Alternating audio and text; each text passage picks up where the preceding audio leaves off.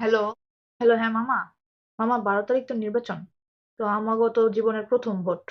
এখন কি পইরা ভোট দিতে গেলে ভালো হইব? লেহেঙ্গা না শাড়ি? আমি না বুঝতেছি না, বুঝছিস, আমি অনেক confuse. Wait wait wait wait, lehenga আর শাড়ি মানে? তুই কি কারো বিয়া খাইতে যাবি নাকি ভোট দিতে যাবি? যে তুই লেহেঙ্গা পরবি না শাড়ি পরবি এটা নিয়ে কনফিউজ? যে কোনো একটা জামা পরে যাবি ব্যাস। এই জায়গায় এত ভাবার কি আছে? কি কি পরে যাবো সেটা নাহলে বাদই দিলাম। আমার যে ফেসের অবস্থা, আমার যে একনি প্রবলেম শুরু হয়েছে, আমার তো ফেসের পুরো 12টা বেজে গেছে। এমন তো মানুষ আমার দিকে তাকাবে না, আমি যত কিছুই পরে যাই না কেন। একনি প্রবলেম দূর করার জন্য বেস্ট একটা প্রোডাক্ট আছে রিজনেবল প্রাইসে।